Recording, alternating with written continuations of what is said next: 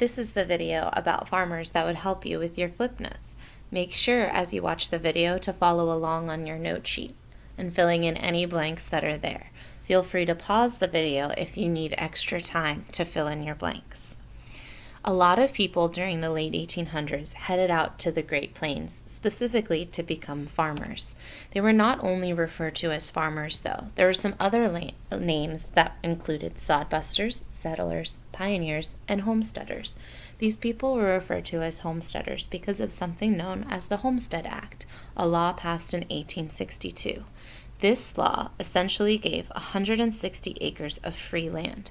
People had to pay a very small registration fee, about $10, for this land. If they stayed on it and farmed it for 5 years, the land would become theirs. This attracted thousands of people out to the Great Plains.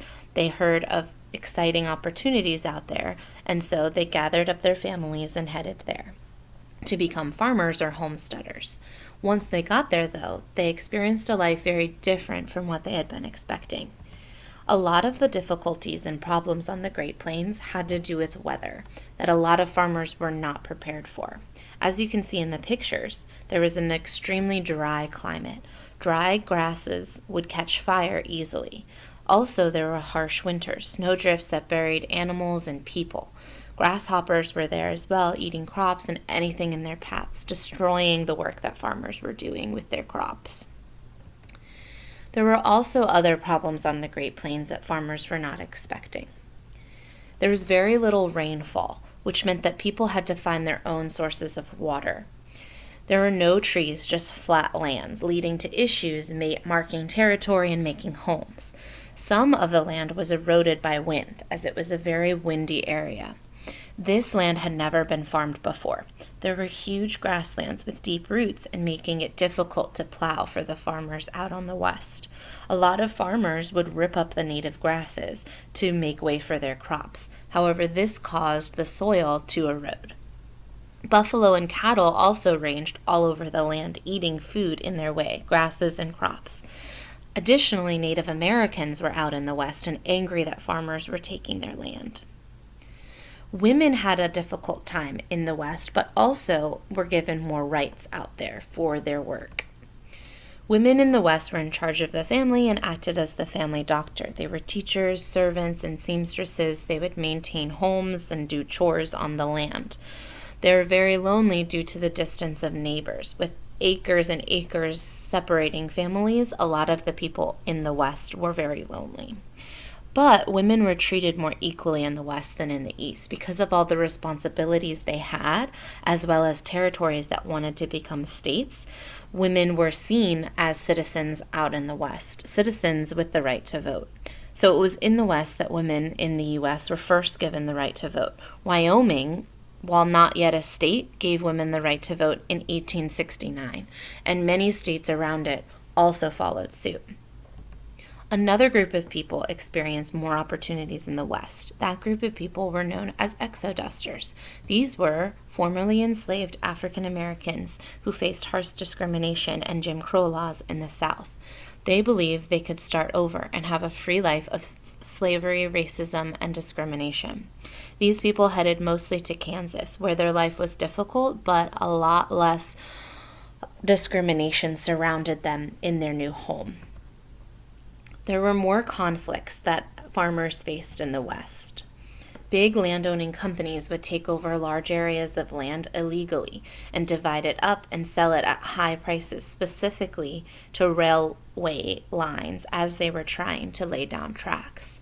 Farmers also competed with ranchers for large plots of land and fought cowboys to keep cattle off of their land. If farmers didn't have a way to mark their territory, cowboys would bring cattle through the area, and that cattle would eat all of the crops and the grass in that person's land.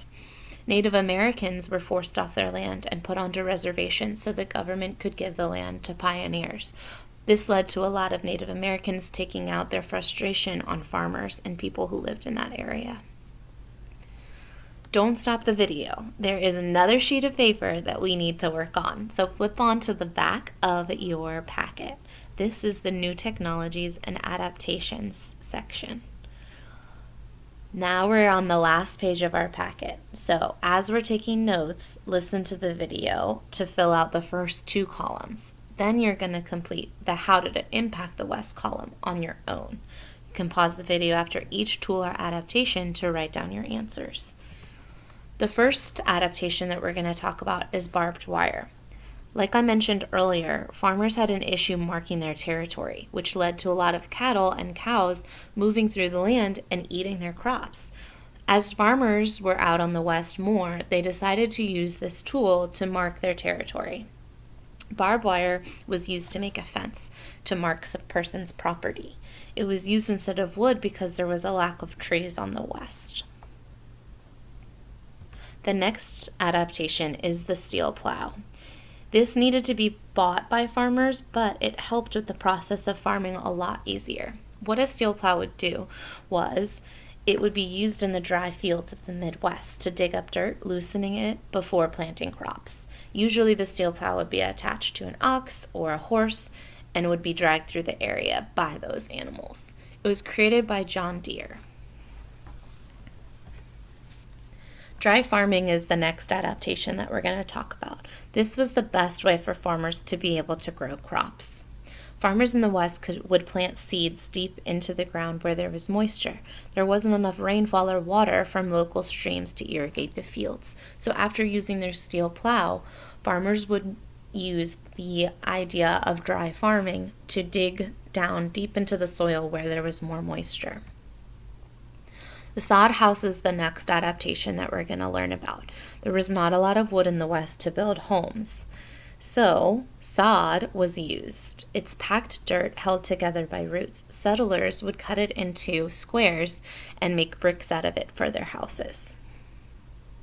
This would keep people warm in the winter and cooler in the summer. The last one that we're going to look at is a windmill. Because it was so windy on the Great Plains, this was a really helpful tool for farmers to be able to access water. They were built to pump water from the ground to then be used on fields. They were also a power source for people in the West.